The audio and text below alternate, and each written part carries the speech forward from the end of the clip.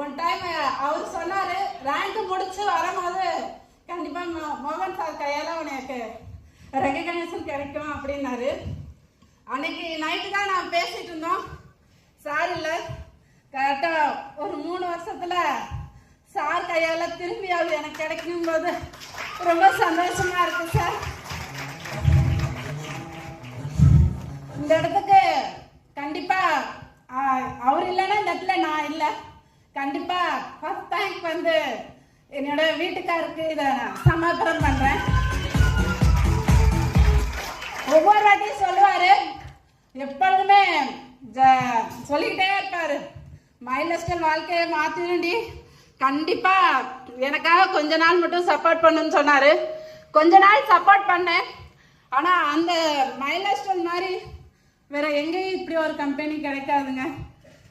கெட்டியமா பிடிச்சுக்கோங்க. ஏன் நான் சொல்றேன்னா, ஒரு வீட்டுக்கார் ஒரு மூலையில இருந்தா கூட அவர் இருக்காங்கிற ஒரு தைரியத்துல பெண் வாழ்ந்துடலாம். ஒரு வீட்டுக்கார் அவர் இல்லை அப்படின்னா அவங்க குழந்தைங்களுக்கும் அவரோட மனைவிக்கும் எவ்வளோ மணியாலையும் சரி மனசாலையும் சரி நிறைய பாதிப்பு. நான் எல்லாத்தையும் தாண்டி இருக்கேன். அதுக்கு ஒரே ஒரு காரணம், பல நாள் நான் நினைச்சிருக்கேன், ஏன்டா வாழ்றோம் அப்படிலாம் நான் நினைச்சிருக்கேன். ஆனா மைலேஜ்ல மட்டும் அந்த மனுஷன் எடுக்கலன்னு வச்சுக்கோங்க, கண்டிப்பா நானும் என் பொண்ணுங்களும் ஒரு மூலையில தான் இருப்போம். அதுக்கு இந்த மைலேஜ் மேனேஜருக்கு மிகப்பெரிய ஒரு நன்றியை நான் தெரிவிக்கிறேன்.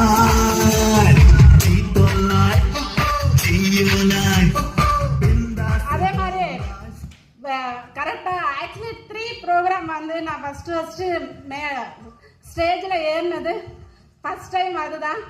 அப்போ மோகன் சார் தான் ட்ரைனிங் கொடுத்தாரு. அப்போதைக்கு சார் சொன்னார், அபிராமி சோழராஜன் மேடம் பிராண்ட் அம்பாசிடர்னு. சத்தியமாக உனக்கு அன்னைக்கு எனக்கு அதோட பவர் தெரியல. உண்மையை சொன்னால் அதுதான்.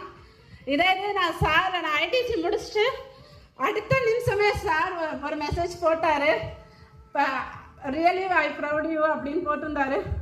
அதுதான் அப்பயே சார் சொன்னார், எக்கச்சமோட கோ ஃபவுண்டர்னு சொல்லும் போது என்னையும் அறியாமல் அந்த இடத்துல பயங்கர சந்தோஷம், என்னையும் அறியாமல் ஒரு ஆனந்த கண்ணீர் வந்துச்சு. ஏன்னா அந்த அளவுக்கு சார் அவர் இருக்கும் போது சார் பேரை சொல்லிக்கிட்டே இருப்பாரு. இப்போ நான் ரியலா ரொம்ப ப்ரௌட் பண்றேன் சார் உங்க டீம்ல இருக்கிறதுக்கு. அதுக்கு டாக்டர் மோகன் சாருக்கு மிகப்பெரிய ஒன்று நன்றியை தெரிவிச்சுக்கிறேன். அதே மாதிரி எப்பொழுதுமே அதே ஆக்சுவலி 3 ப்ரோக்ராம்ல தான் ராஜேஷ் சார் என்கிட்ட சொன்னாரு, நான் எப்பொழுதுமே அந்த ஸ்டேஜ் ஏறும்போது சொல்லிக்கிட்டே இருப்பேன். எனக்கு அன்னைக்கு என் டீம் கூட எனக்கு ஞாபகம் இல்லை. ராஜேஷ் சார் சொன்னாரு, மேடம் இந்த சார் வேணா சிடிசி முடிச்சிருக்கலாம், ஐடிசி ஆகும்போது உங்க திறமையால தான் முடிக்கணும்னாரு. கண்டிப்பா சார் நான் ஐடிசி என் திறமையிலையும் என் டீம்னாலே நான் முடிச்சிருக்கேன் சார். அதுக்கு அன்னைக்கு நீங்க சொன்ன ஒரு வார்த்தை என் மனசுல ஆணித்தனமா 15 நாள் தான் இப்படி ஒரு வெற்றி கிடைச்சிருக்கு. அதுக்கு ராஜேஷ் சாருக்கு மிகப்பெரிய ஒரு நன்றியை நான் தெரிவிச்சுக்கிறேன் சார். அதே மாதிரி மனோஜ் சார் எப்போ கேட்டாலும், மேடம் நீங்க கண்டிப்பா உங்களால முடியும் மேடம், கண்டிப்பா பண்ணுங்க, எப்பொழுதுமே உங்களுக்கு நாங்க சப்போர்ட்டா இருப்போம்னு சொல்லி எப்பொழுதுமே என்னை ஊக்கிக்கூடிய மனோஜ் சாருக்கு இந்த இடத்துல மனமார்ந்த நன்றியை தெரிவிச்சுக்கிறேன். எனக்கு எப்பொழுதுமே ஒரு சின்ன பழக்கம் இருக்கு, யார் இருந்தாலும் அதுல நான் வந்து முன்னாடி தெரியணும்னு நான் நினைப்பேன் எப்பொழுதுமே. அப்போதான் ஃபர்ஸ்ட் ட்ரீம் செட் ப்ரோக்ராம் வைக்கும் போதுல ஒரு 2-3 ப்ரோக்ராம் வந்து அட்டன் பண்ணிட்டு அப்படியே பேரே யாருக்கும் தெரியாது. ஆனா சார் வந்து அஸ்வமேதா அப்படிங்கிற ஒரு ப்ரோக்ராம் வச்சும் போது கண்டினியூ வைக்கும் போது இந்த அபிராமி யாருன்னு இந்த வெளி உலகத்துக்கு தெரிய வச்ச PK மணிகண்டன் சாருக்கு இந்த இடத்துல ஒரு மனமார்ந்த நன்றியை தெரிவிச்சுக்கிறேன் சார். அதே மாதிரி எப்பொழுதுமே வீட்லேயும் சரி டீம்லேயும் சரி எனக்கு ஒரு அப்பா மாதிரி எப்பொழுதுமே ஒரு பேக் பண்ண இருக்கக்கூடிய ஐடிசி மிஸ்டர் முருகன் சாருக்கு என்னோட மனமார்ந்த நன்றிகள் சார். அதே மாதிரி எப்பொழுதுமே சார் அவர் சொல்லிக்கிட்டே இருப்பாரு, மகாமணி சார் மாதிரி எப்பொழுதுமே பாசிட்டிவா இருக்கணும். எனக்கு அடிக்கடி அழகு அதிகமா தைரியம் கொடுக்கிற ஒரு நபர் என்னுடைய ஐடிசி மிஸ்டர் மகாமணி சாருக்கு மனமார்ந்த நன்றிகள். மாதிரி எப்போ ஃபோன் எடுத்தாலும் சரி அண்ணன் தான் கூப்பிடுவேன். அண்ணா அப்படிமே பாப்பா எப்போ சரி உன்னால முடியும் பாப்பா, கூடிய விரைவில் என் பக்கத்தில் என் ரேங்குக்கு நீ வருவ, கண்டிப்பா உன்னால முடியும்னு சொல்லி எப்பொழுதுமே நீ ஊக்கப்படுத்திக்கிட்டு சக்திவேல் சாருக்கு இந்த இடத்துல மிகப்பெரிய நன்றியை தெரிவிச்சுக்கிறேன் சார். சார் மோகன் சார் அடிக்கடி ஒரு வார்த்தை சொல்லுவாரு, என்ன சொல்லுவேன்னா நெட் ஒர்க் அப்படிம்பாரு. அன்னைக்கு சார் வந்து நெட்டுங்கிற ஒரு அழகான டீமை உருவாக்கி வச்சுட்டார். உண்மையை சொல்ல போனா அதுதான் அந்த ஒர்க்குங்கிறது. சார் உருவாக்கி வச்சிருந்த அந்த நெட்டை ஹேண்டில் பண்ண முடிஞ்சிச்சு. அதனாலதான் இந்த மிகப்பெரிய ஒரு அச்சீவ்மெண்ட் என்னால் பண்ண முடிஞ்சிருக்குங்கிறது என்னோட நம்பிக்கை. ஏன்னா என் டீம்ல என்னை அதிகமா பாசிட்டிவ் பண்றது யாருன்னா என் டீம் மட்டும்தான்.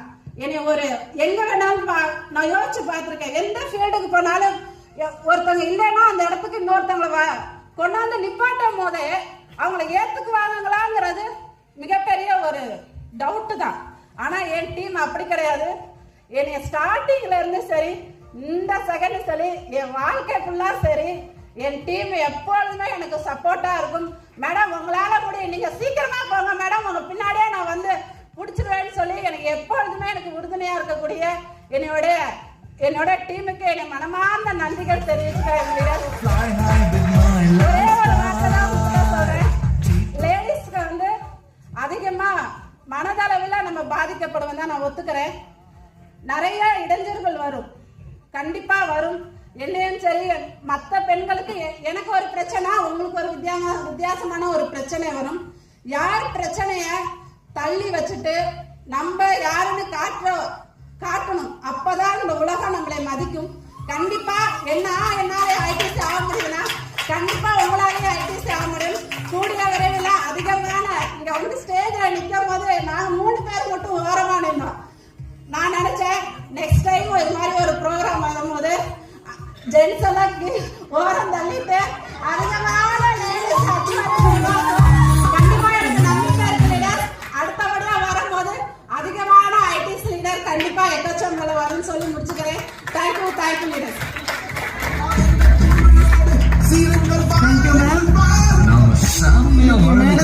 உணர்வுபூர்வமான எக்ஸ்பீரியன்ஸ் ஷேர் பண்ணாங்க.